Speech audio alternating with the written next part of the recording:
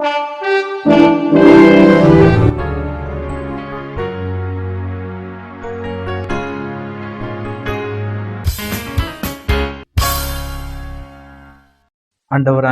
இயேசு கிறிஸ்துவின் நாமத்தில் உங்களை எல்லாம் சந்திப்பதில் மிக்க மகிழ்ச்சி அடைகிறேன்.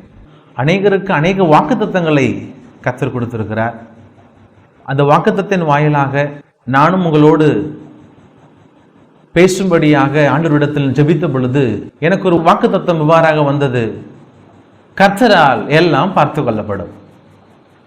நிகழ்ச்சியின் சார்பாக மீண்டும் உங்களை சந்திப்பதில் மிக்க மகிழ்ச்சி அடைகிறோம். ஆண்டுடைய வாக்குத்தத்தமானது ஒவ்வொரு மனிதனுடைய வாழ்க்கையில் அது மிக மிக அவசியமா இருக்கிறது. ஏனென்று கேட்டால், ஆண்டவராகிய கர்த்தர் கொடுத்த வாக்குத்தத்தம் ஒரு நாளும் மாறவே மாறாது. அதுதான் விசேஷமான காரியம். பழைய ஏற்பாட்டு காலத்தில் பார்த்தோம் என்று சொன்னால், கர்த்தர் ஆபிரகாமை நோக்கி இவ்வாறாக சொல்லுகிறார்.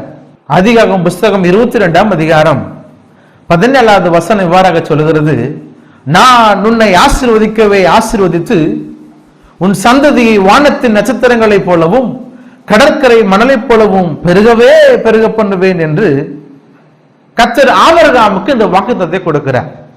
ஆபிரகாம் மிக மகிழ்ச்சி அடைகிறான், மிகவும் சந்தோஷம். அதற்கு முன்பதாக வேத வசனம் இவ்வாறாக சொல்லுகிறது. 22ஆம் அதிகாரம் 1ஆம் வசனத்தை நீங்க பார்த்தீங்கன்னால், இந்த காரியங்களை நடந்த பின்பு தேவன் ஆபிரகாமை சோதித்தார். பிரியமானவர்களே, நம்முடைய வாழ்க்கையிலும் கூட கர்த்தர் என்ன பண்ணுகிறார்னா வாக்குத்தத்தங்களை கொடுக்கிறார். அந்த வாக்குத்தத்தம் ஒரு நாளும் பொய் சொல்லாது, அது மாறவே மாறாது, அதெல்லாம் உண்மைதான். ஆனால் பாருங்க, அந்த ஆபிரகாம் வாழ்க்கையில கர்த்தர் கொடுத்த வாக்குத்தத்தத்தை நிறைவேற்றும்படியாக வாஞ்சையாய் கர்த்தர் இடத்துல கேட்கிறார், நீ உன்னுடைய மகனை பலியிட சொல்லும்படியாக. சற்று யோசித்து பார்ப்போம். நம்முடைய வாழ்க்கையில் இது மாதிரி ஒரு சூழ்நிலை வந்திருக்குமே ஆனால் நம்ம என்ன பண்ணியிருப்போம்?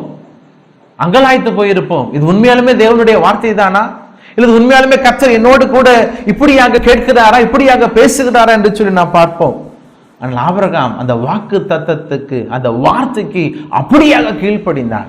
வேதம் சொல்லுகிறது, தன்னுடைய வேலைக்காரனை பார்த்து ஆபிரகாம் எவ்வாறாக சொல்லுகிறான், அவனுக்குள் இருந்த விசுவாசத்தை பாருங்க, நானும் என் பிள்ளையும் பலி செலுத்தி விட்டு திரும்ப வருவோம் என்று சொல்லி.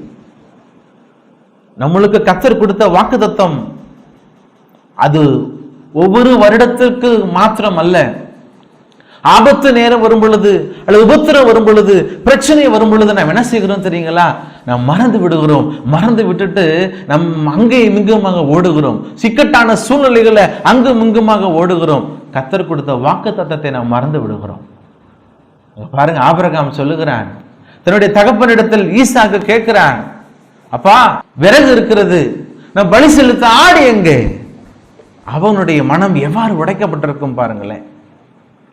சொல்லுகிறான், கர்த்தர் பார்த்துக் கொள்வான், பார்த்துக் கொள்ளப்படும், கர்த்தரால் பார்த்துக் கொள்ளப்படும் சொல்லிட்டு தகப்பனுடைய இருதயத்தில் மிகவும் வேதனையோடு கலக்கத்தோடு அவன் சொல்லுகிறான். அந்த இடத்துல பார்க்கிறோம் பிரியமானவர்களே, தேவன் இடைப்படுகிறதை பார்க்கிறோம். தேவன் சற்று நேரம் அமைதியா இருந்தார். வேலைக்காரன் சொல்லுகிறான், நானும் என் பிள்ளை ஆண்டானும் திரும்ப வருவோம். அடுத்ததாக மறுபடியும் கேட்கப்படுகிறது, தகப்பனே ஆடி எங்கே? அப்பொழுது தன்னுடைய தகப்பனுடைய இருதயம் உடைக்கப்பட்டிருக்கலாம். நம்மளுக்கு இக்கட்டான சூழ்நிலைகள்ல, கண்ணீரான சூழ்நிலைகள்ல, வேதனையான சூழ்நிலைகள்ல நாம் என்ன பண்ணுகிறோம்? கர்த்தர் கொடுத்த வாக்குத்தத்தை நாம் மறந்து விடுகிறோம். கர்த்தர் கொடுத்த வாக்குத்தத்தை மறந்து விட்டு இந்த பிரச்சனை தீர வேண்டும் என்று சொன்னால் நான் யாரிடம் சொல்ல முடியும்? இவரிடம் போனால் என்னுடைய பிரச்சனை தீர்ந்து விடுமா? அல்லது இந்த நண்பரிடம் நான் ஆலோசனை கேட்டா என்னுடைய பிரச்சனை தீர்ந்து விடுமா? பாருங்க, அங்கும் இங்குமாக ஓடுகிறோம். ஒரு தடவை கூட கர்த்தர் கொடுத்த வார்த்தையை நாம் பார்க்க மறந்து விடுகிறோம் பிரியமானவர்களே. வேதவசனம் சொல்லுகிறது, கர்த்தர் ஆபிரகாமை சோதித்து பார்த்தாரா, எல்லாம் ரெடி ஆகிவிட்டது. தன்னுடைய தகப்பன் பலிபீடத்தை கட்டினான், மகனுடைய கையும் காலையும் கட்டினான், அது பலிபீடத்தில் வைத்து விட்டான். தகப்பன் தன்னுடைய கத்தையை எடுத்து ஓங்கி பொழுது கர்த்தருடைய தூதன் சொல்லுகிறான் பாருங்களே, 12ஆம் வசனம் எவ்வாறாக சொல்லுகிறது, அப்பொழுது அவர் பிள்ளையாண்டான் மேல் உன் கையை போடாதே, அவனுக்கு ஒன்றும் செய்யாதே. அடுத்து கீழே வசனம் சொல்லுது பாருங்க, நீ உன் புத்திரன் என்றும் உன் ஏக சுதன் என்றும் பாராமல் எனக்கு ஒப்பு கொடுத்தபடியினால் நீ தேவனுக்கு பயப்படுகிற என்று இப்பொழுது நான் அறிந்து கொண்டிருக்கிறேன். பாத்தீங்களா, நம்முடைய இக்கட்டான சூழ்நிலைகளில் நாம் ஒரு நாளும் ஒரு பொழுதும் தேவன் நமக்கு கொடுத்த வாக்குத்தத்தத்தை நாம் மறந்து விடுகிறோம். தேவன் நமக்கு கொடுத்த வாக்குத்தத்தத்தை நாம் விட்டு விடுகிறோம். ஒரு நாளும் கூட அதை திரும்ப பார்ப்பதில்லை. இப்பொழுது ஜனவரி மாதம் வரும், அப்பொழுதுதான் ரொம்ப ஆர்வமாக வேகமாக வாக்குத்தத்தத்தை தேடுகிறோம். அதெல்லாம் உண்மைதான், அதெல்லாம் தவறு கிடையாது. ஆனால் ஆபத்து, இக்கட்டு, சூழ்நிலைகள், சோதனை வரும் பொழுது நாம் தேவனை மறந்து விடுகிறோம். பாருங்களேன், ஆபிரகாம் அது நன்கு தெரிந்தவனா இருந்தான். எல்லாம் பார்த்து கொள்ளப்படும்.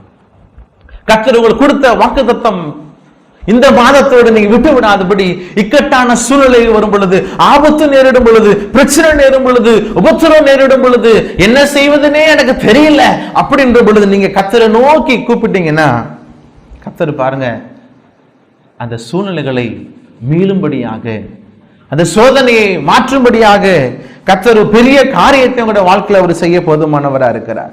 இந்த சோதனை முடிந்த உடனே மறுபடியுமாக கர்த்தருடைய தூதன் ஆபிரகாமை நோக்கி பேசுகிறான்.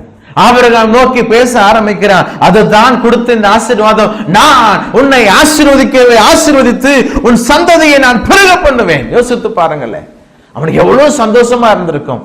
கர்த்தர் வேலைக்காரங்கிட்ட சொல்லும் பொழுதே விடுதலை கொடுத்திருக்கலாம். நீ உடனே கீழ்ப்படிஞ்சிட்ட, நீ இப்பயே போகலாம்.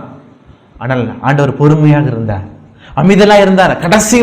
கடைசி நிமிடம் வரை இவன் மனம் மாறி விடுவானோ. இங்க பார்க்கிறோம், உன்னுடைய பிள்ளை எப்படியாக அழைக்கப்படுகிறார் என்று சொன்னால் ஆதிகாகம் 22ஆம் அதிகாரம் 2ஆம் வசனம் சொல்லுகிறது, அப்பொழுது அவர் உன் புத்திரனும் உன் ஏக சுதனும் உன் நேச குமாரனுமாகிய ஈசாக்கை சொல்லும் பொழுதே பாருங்க, உன் புத்திரன். அதுதான் உன்னுடைய ரொம்ப பிரிவான பையன், இவன் தான் உன்னுடைய குமாரன், இவன் தான் உன்னுடைய வாரிசு அப்படின்னு திரும்ப திரும்ப இந்த வசனத்தை நீங்க வாசிக்கும் பொழுது பார்க்கிறோம். கர்த்தர் சொல்லும் பொழுதெல்லாம் திரும்ப திரும்ப இதை சொல்லுகிறார். ஏன் தெரியுமா? இவனுடைய தைரியம் எப்படி இருக்கிறது, இவன் மனம் உடைந்து விடுவானோ, இவன் வயது சென்று ஆயிடுச்சே, இதுக்கப்புறம் எப்படி என் வாழ்க்கை மாறுமோ, அப்படிலாம் மங்களாக்கவில்லை. பாருங்க, வேதம் சொல்லுகிறது, அவன் அப்படியே கீழ்ப்படிந்தான், அப்படியே அமைதியாக கீழ்ப்படிந்தான்.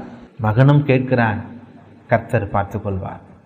பிரியமானவர்களே, உங்களுடைய வாழ்க்கையிலும் கூட இந்த சம்பவம் எல்லாம் உங்களுக்கு நன்கு தெரிந்திருக்கும், நன்கு அறிந்திருக்கும். இதிலிருந்து நாம் கற்றுக்கொள்ள வேண்டியது ஒன்றே ஒன்றுதான். நான் திரும்ப உங்களுக்காக மறுபடியும் சொல்லுகிறேன். ஆபத்து நேரத்தில், இக்கட்டான சூழ்நிலைகள், என்ன செய்வதே என்று சொல்லி தெரியாமல் அங்கலாய்க்கும் பொழுது நீங்க ஒன்றே ஒன்று சொல்ல மறக்க கூடாது, கர்த்தரால் எல்லாம் பார்த்து கொள்ளப்படும்.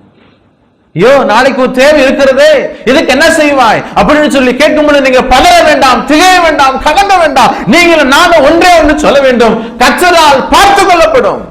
யெகோவாயிரே, அவர் உங்களை என்னையும் நிச்சயமாக நடத்தி செல்வார். பயப்படாதீர்கள். எல்லா சூழ்நிலைகளையும் அவரால் மாற்றக்கூடும். உடைய குடும்பத்தை அவர் கட்டக்கூடும். உன் பிள்ளைகளின் தேவைகளை அவர் சந்திக்கக்கூடும். உங்களுக்கு இன்னைக்கு ஒரு அற்புதம் செய்யக்கூடும். நீங்களும் அவங்க சுயத்தினால ஓடாதீங்க, அது தோல்வியில முடிந்து விடும். பாருங்க, ஆபிரகாம் தன்னுடைய மகனிடத்துல ஐயோ இப்படி கேட்டு விட்டானே கட்டி அழுகல.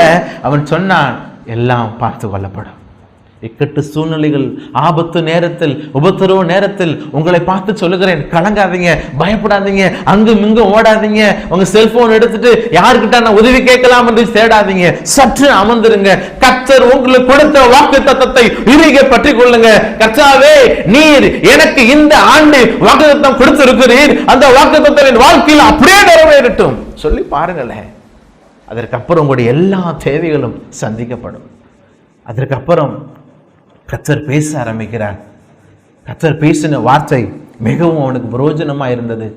ஆறுதல் கர்த்தர் தந்தார். பிரியமானவர்களே, நீங்களும் கூட இந்த நேரத்தில் தேவனுடைய வார்த்தை உங்களுக்காக, உங்கள் மத்தியில் இந்த காரியத்தை நன்கு புரிந்து கொள்ளுங்க.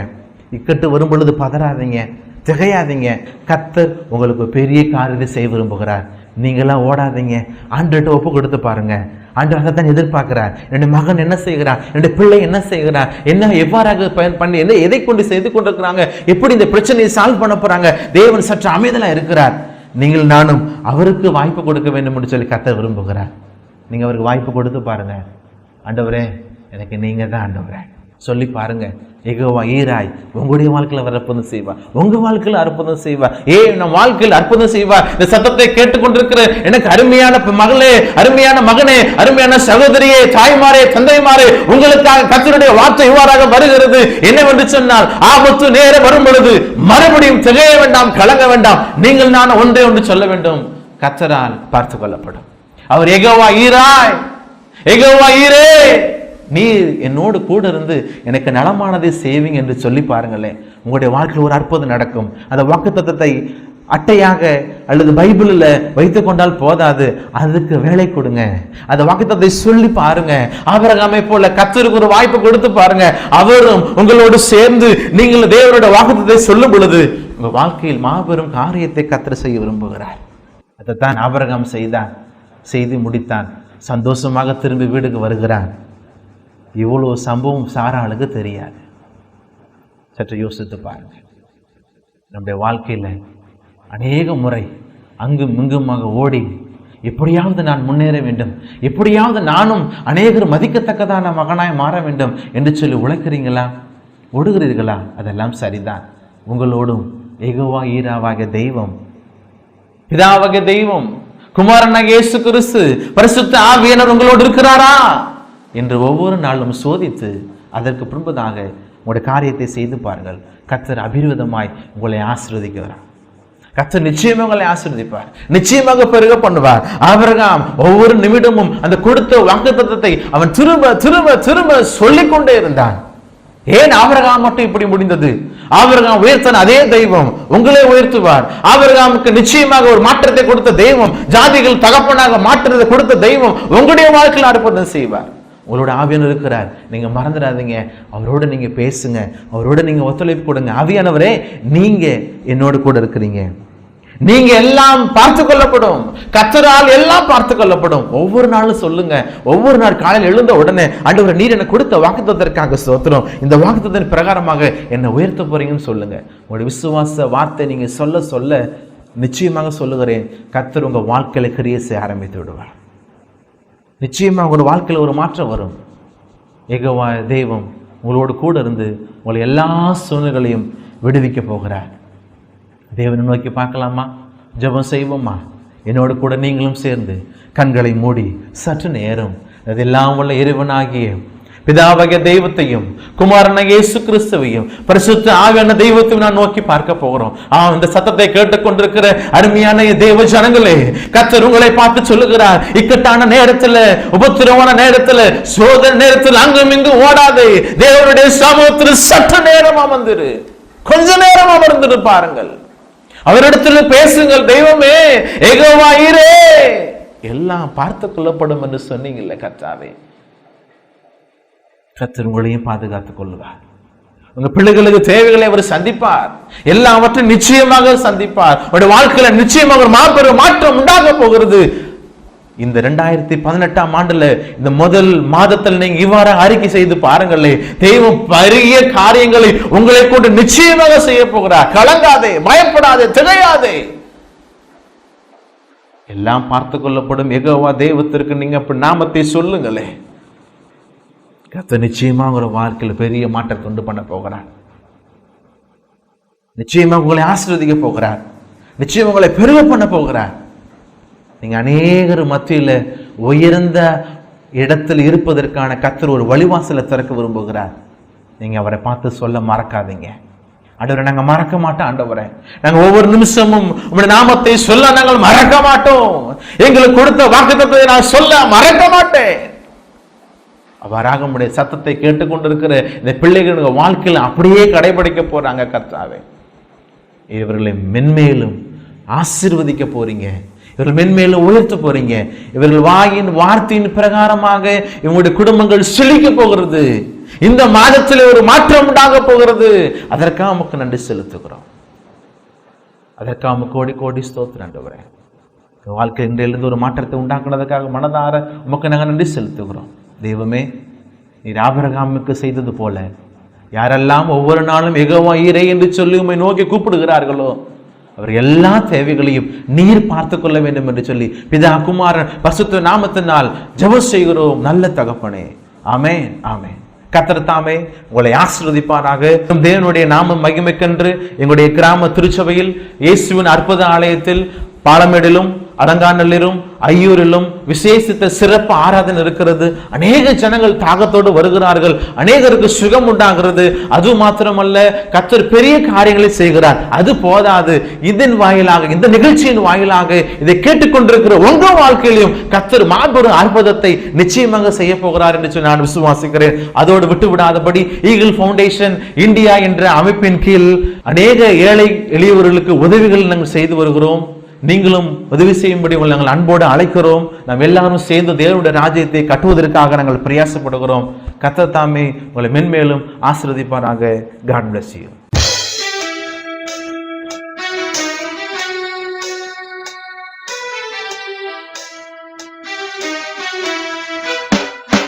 நல்லவரே நல்லவரே நன்மை செய்தீரே, வல்லவரே வல்லவரே வாழ வைத்தீரே. நல்லவரே நல்லவரே நன்மை செய்தீரே, வல்லவரே வல்லவரே வாழ வைத்தீரே.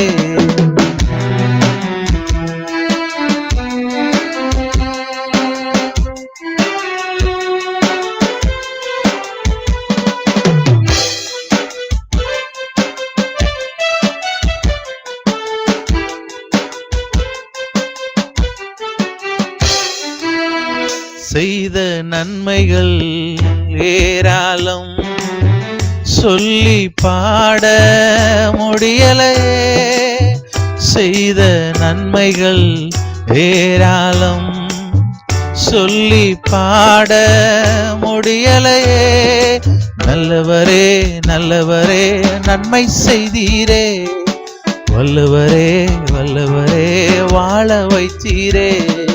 நல்லவரே நல்லவரே நன்மை செய்தீரே, வல்லவரே வல்லவரே வாழ வைத்தீரே.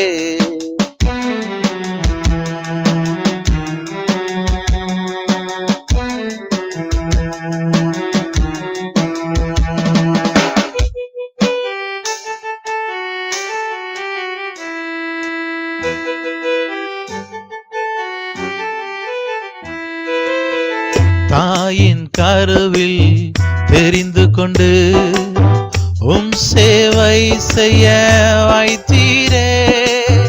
தாயின் கருவில் தெரிந்து கொண்டு சேவை செய்ய வைத்தீரே.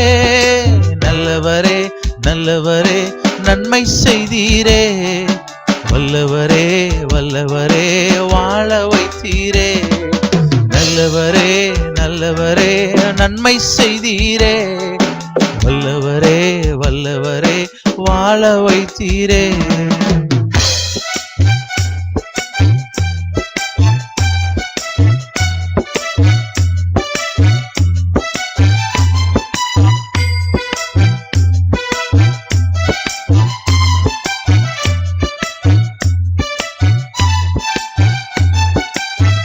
உயர்ந்த அடைக்கலம் நாமம், உயர்த்தி வைத்தது கிருபை. உயர்ந்த அடைக்கலம் நாமம், உயர்த்தி வைத்தது கிருபை. நல்லவரே நல்லவரே நன்மை செய்தீரே, வல்லவரே வல்லவரே வாழ வைத்தீரே. நல்லவரே நல்லவரே நன்மை செய்தீரே, வல்லவரே வல்லவரே வாழ வைத்தீரே. மேலும் எங்களை தொடர்பு கொள்ள pastor J Enos Kumar, eagle foundation India, இயேசுவின் அற்புத ஆலயம், ஞாயிறு ஆராதனை, பாலமேடு, அலங்காநல்லூர் மற்றும் ஐயூர். செல் 9345891412 9047154047. Joy Creative Production. For video coverage and editing, audio recording and editing, promo for advertisement, graphic design. Contact 9042494996.